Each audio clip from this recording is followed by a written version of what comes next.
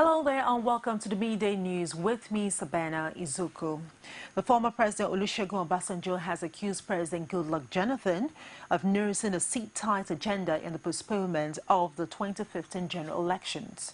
Obasanjo, who made this assertion while addressing journalists in Abeokuta, Ogun State, also compared President Goodluck Jonathan's agenda to former Ivorian leader Laurent Gbagbo, currently on trial for war crimes, saying the president has a plan to scuttle the electoral process and cause chaos in the country, as was done by the former Ivorian leader.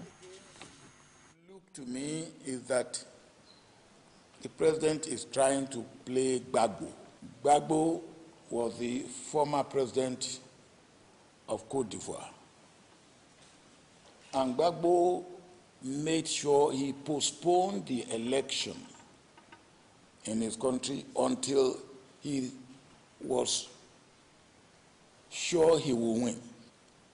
All reasonable persuasion and pleading was rebuffed by him, and he unleashed horror in that country until Nemesis caught up with him. I believe that we may be seeing a repeat of Gbagbo, or what I call Gbagbo saga, here in Nigeria. I hope not.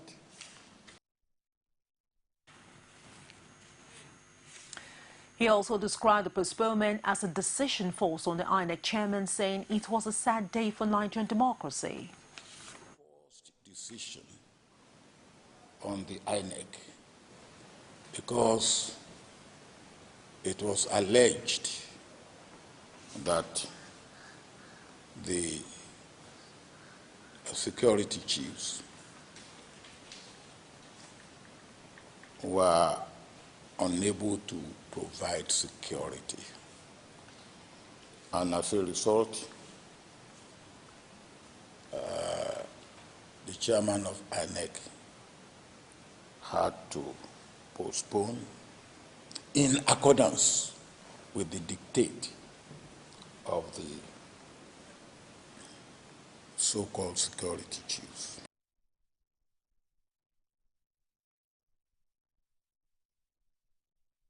And away from that, the pro-democracy activists under the auspices of Nigeria United for Democracy have held a protest march in Abuja to demand the sanctity of the new election dates of 28th March and the 11th of April. They were enjoined by members of the National Consensus Movement in marching through the city center with placards. Elsewhere in Nigerian capital, supporters of the All Progressive Congress moved around the city in a motorcade for what they tagged March for Buhari. It's Valentine's Day, but these young Nigerians are in no romantic mood. They have converged on the Unity Fountain alongside a handful of older folks to embark on a protest march for democracy. They came in green and white outfits, symbolizing their love for Nigeria. They are members of Nigeria United for Democracy, an alliance of professional groups and pro-democracy activists. Defend democracy, Baba. Defend democracy. Let's stand together. Defend democracy. The various placards on display show their mindset, and in spite of police presence, they marched through the city center.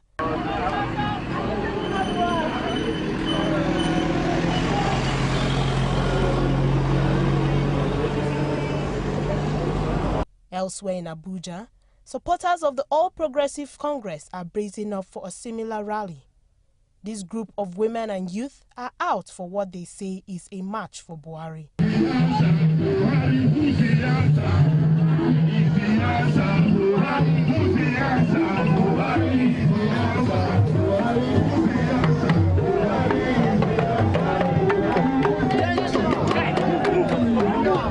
Back to the pro-democracy rally. The protesters have just finished, and it's time for speeches. We call on all Nigerians to accept the new election dates in good faith, in spite of the provocation and the unease which the rescheduling has called. We must put the interests of peace, unity and stability of Nigeria ahead of any other consideration, and must not give in to detractors who want an excuse to plunge our nation into chaos. I watched my president on the presidential media chat, and he said on May 29th he stands. I was expecting my president to tell me that on March 28th he also stands. I didn't get to hear that. And we are out here today because we want to ensure that on that March 28th we stand. No shaking. No shaking. No shaking. For now, the pro-democracy activists have made their stand known on the rescheduled election and are keen on waiting to see what happens after 6 weeks. These, they say, will determine their next line of action. Earlier in our first story, where the former President Olusegun Obasanjo had accused President Goodluck Jonathan of nursing a seat-tight agenda in the postponement of the 2015 general elections, the presidency, in a swift reaction, expressed dissatisfaction over the allegation. He said the statement that Obasanjo's unwarranted attack on President Goodluck Jonathan is odious, repugnant, and self-serving. The statement further reads, quote, "We find the false claims and allegations reportedly made against President Goodluck Jonathan by Chief Olusegun Obasanjo on Saturday in Abeokuta very odious and repugnant.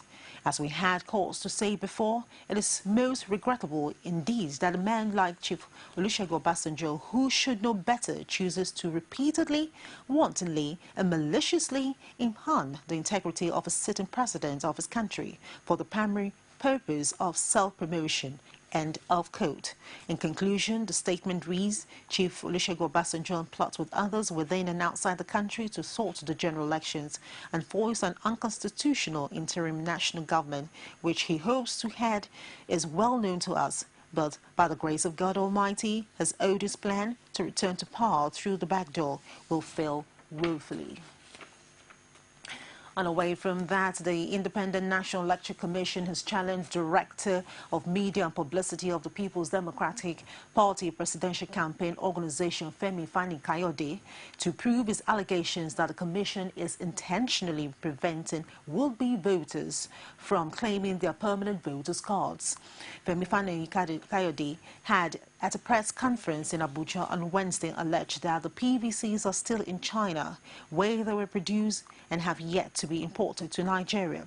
But the Chief Press Secretary to Jega, Kayode Do, says that onus lies on Fani Kayode to validate his claims. It says the Commission has extended the collection deadline and that Nigerians shall make use of the opportunity to pick up their PVCs. Adding, the Commission cannot drag people out of their homes to pick up the PVCs. He also says anyone who does not pick up his or her PVCs is the one responsible for disenfranchisement, not INEC. And away from that, the former president, Ibrahim Babangida, has expressed optimism that the rescheduled general elections will take place despite doubts expressed by Nigerians. He also called for a collective solution to the insurgency, saying it should not be seen as Northeast problem, but a problem of all Nigerians. IBB spoke to reporters at his uphill residence in Mina after playing host to Arewa Citizens Actions for Change, ACIC, a non-political organization embarking on Train the Trainer program on enhanced peaceful coexistence in the northern region. IBB, who was reluctant when asked whether he has doubt on the possibility of the election still holding, Babangida said, "I have every confidence that there will be elections." On the insurgency challenges, he cautioned against reducing it to a Northeast affair, adding, "It's a Nigerian affair."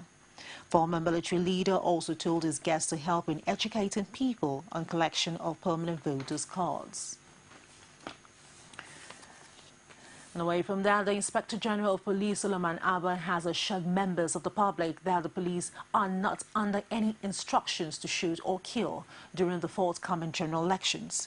He also advised officers and men of the police force not to use arms during the elections unless in extreme circumstances. Abba said this against the backdrop of claims that senior police officers are under instructions to kill as many people as possible if any of their men were killed. Police spokesman Emmanuel Juku said in a statement that IGP issued the warning at a meeting with a cross-section of top police officers. IG Abba was quoted to have told his men that the operations during the elections are expected to be guided by the rule of law. And as Nigerians continue to grapple with the reality postponement of the general elections, Lagos State Governor Babatunde Fashola says the election is beyond religious, ethnic or political party affiliation, but an opportunity to rescue the nation from the hands of corrupt leaders. Fashola made the statement at the Government House in Marina while he met with leadership of the National Association Nigerian Students, NANS, from the southwestern region of the country. Abiola Oluwale's report is presented from our studio. General elections, as announced by the chairman of the Independent Electoral Commission, Atahiru Jega, have kept politicians on their toes, strategizing and networking with relevant groups across the country as they canvass for support for their political parties. Governor Fashola's meeting with the leadership of the National Association of Nigerian Students from the southwestern region served as a platform to canvass votes for the All Progressive Congress presidential candidate Muhammadu Buhari at common pools. Fashola, who painted a picture of what he calls the failure of the federal government to tackle numerous challenges facing the nation, encouraged the students' union leadership to vote for change. Let me say to you what this is not about. This is not about tribe. It's not. Anybody who tells you that is deceiving you. It's also not about religion. And it's also not about North and South, or East and West, or Christians and Muslims. It's about Nigeria. Understand that very clearly. It's about liberties and it's about choices. In their reactions, some student union leaders who spoke at the event say the postponement of the elections will serve as an opportunity for them to sensitize Nigerians on the need to vote APC in the coming elections. That General Buhari is far, far better than the president. And I know that the APC is a party of leaders that said something today and they stand by it. They don't just promise and promise and promise. They can change the date, they can postpone the election, but the change must come. The power of the people at the top obviously is overpowering the power of we here. But we are standing here to say that come March, that the power of the people will be more than the people in power. As political gladiators strategize to gain upper hands over their opponents, all what Nigerians are seeking, according to political analysts, is good governance. The Nigerian military has, in a fierce battle, repelled attacks by Boko Haram insurgents on its military base in Gumby after the terrorists in a renewed offensive to capture the Gumby state capital. Reports say the insurgents launched an early morning attack on Hina Dandikowa in Yamautu Deba local government area of the state, but repelled by the military. They subsequently attacked the nearby Zambuk, but were again repelled. Latest reports from Gumby indicated troops had successfully repelled the invaders from the town. The soldiers said the insurgents gained entry into the barracks through a bush path around 5:30 a.m. They were said to have set ablaze the court guard before the federal troops overpowered them with attendant casualties on the side of the rebels and pushed them out by 12 noon. In a related development, the Gumby state government had declared a 24-hour curfew on the state capital and surrounding areas after a failed attempt by the deadly Boko Haram sect to capture Gumby metropolis. The military engaged the sect in a fierce battle that lasted over 3 hours before the capital could be secured. The imposition of the curfew was contained in the statement issued by the Secretary to the state government, Abubakar Sule Bagi. You're watching the Midday News. We'll go for a short break, and when we return, there'll be more stories for you. To stay with us. From time immemorial, women have birthed life, shaped character, and by extension, influenced the society. Moremi of Ife, Emoten of Benin, Queen Aminat of Zaria, all women of influence and power. Whether it's before election, after election. How ironical. women being so powerful yet have few grounds in decision making. They see you as a wife, and I see you as a wife to a man. We are talking women in politics. A woman will be bold enough to stand up and say, I want to become president of Nigeria. Only on CoreTV News. Welcome back to the news. For more information, you can reach us on our social media platform, and that's on facebook.com/CoreTV News. And on our Twitter handle, @CoreTV News NG. For news updates and other programs, you can watch us on our youtube.com/CoreTV_space and the news. Ahead preparations for the 2015 general elections, Ekiti State Police Command, in its bid to ensure smooth electoral process, has brought together the major political parties to sign peace deal to ensure acceptable conduct of politicians and their supporters before, during, and after the elections. This is coming as the police chief in Ekiti State banned all private security guards in any form or guise for politicians, even as some political parties raise concern over the peace accord being signed. Rashid has more. Taking a cue from other police formations across the country, the Ekiti State Police Command also brought politicians to a roundtable in signing a peace pact for peaceful poll conduct. The command admonishes as the Commissioner of Police reads Riot Act to politicians, with the Resident Electoral Commissioner commending the initiative of the police. We are able to put our men, our supporters, our well-wishers in check. In this wise, no political party or candidate has any reason to go about with armed thugs in the name of bodyguards or private security. It is an important occasion where the police is trying to appeal to all of us to eschew violence. Concerns are, however, raised on the sustenance of the peace accord as the All Progressives Congress relives its alleged experience in the hands of the PDP recently. There are a lot of things going on in the state, and sitting to sign peace pact is good, but it's not practical in the real sense of it. What happened where we cannot have even freedom of association? What happened where our members are being macheted, are being pursued around with guns? What happens where people are abducted and their whereabouts is yet to be known? And I've just painted a very noxious and serious situation that we experienced in the last 24 hours. Responding to the allegation and others raised, the leader of the PDP and Ekiti State Governor Ayodele Fauci says all matters will be looked into as he assures the people of the desired peace.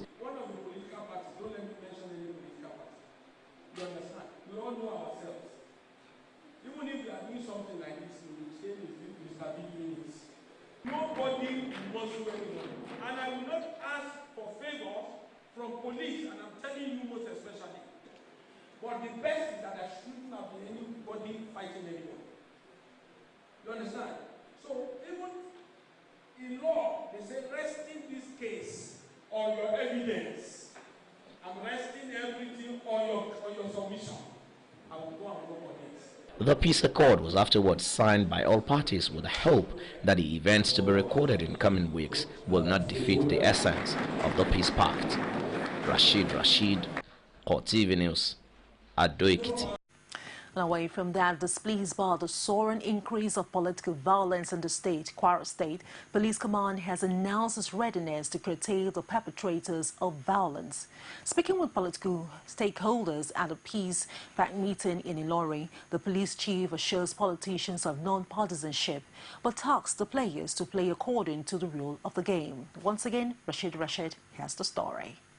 The recent attack on the convoy of the Kwara State Governor Abdul Fattah Ahmed has brought a new twist to political violence in the hitherto peaceful state. And in a bid in stemming this trend, the Kwara Police Chief Salihu Garba brings all political players in signing a peace agreement ahead of the 2015 general elections. Reveals a great increase in the rate of political torture and hooliganism in the ongoing electioneering period in the state, resulting into various forms of attacks of political opponents.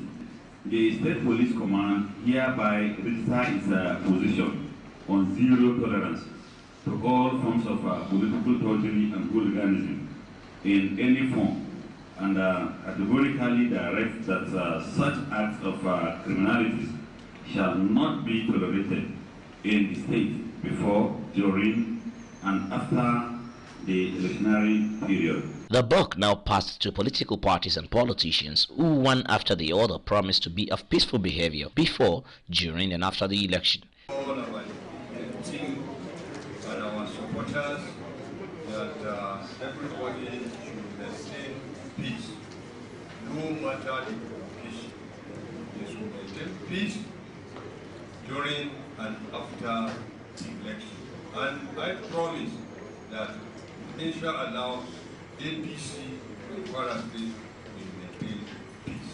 On behalf of PDP in the state, we preach peace, we want peace, we want all our followers, well-wishers who believe in the freedom for the state to continue to maintain peace, and all our candidates, they will maintain peace throughout the election and after the election. Having signed the peace deal, the Kwara Police Commissioner admonished all to abide by the agreement or face wrath of the law. All political gladiators, including candidates seeking political office in the state, who are here present today, are expected to declare before the press and the people of Kwara State their zero tolerance to any form of torture and hooliganism, and that they will bring this to bear on their followers across the state. However, in weeks to come, this peace pact will be put to the litmus test by the activities of political parties. But till then, Nigerians are keenly awaiting the observance or otherwise of the peace agreement. Rashid, CoreTV News, Ilorin. Well, outside Nigeria, dozens of anti-coup activists held a demonstration in central Bangkok, handing out roses and copies of George Orwell's 1984 of expressions of public dissent in a nation still under strict martial law. The demonstrators, a collection of pro-democracy groups, including students, made no secret of their Valentine's Day protest plans, advertising them on Facebook. In response, the authorities put up a series of barriers to stop demonstrators accessing the plaza opposite a mall in the city's downtown Siam shopping district. Several of most vocal protesters were seen being led away by police. The junta says it will hold fresh elections in early 2016 once reforms to tackle corruption and curb the power of political parties are codified in a new constitution. Some analysts and Sinawatra supporters fear those constitutional challenges and changes are designed to ensure the family is politically neutralized in any upcoming elections. And that's a wrap-up on the midday news. Do join us at the top of the hour for CoreTV News on the Hour. I am Sabana Zoku, and thank you very much indeed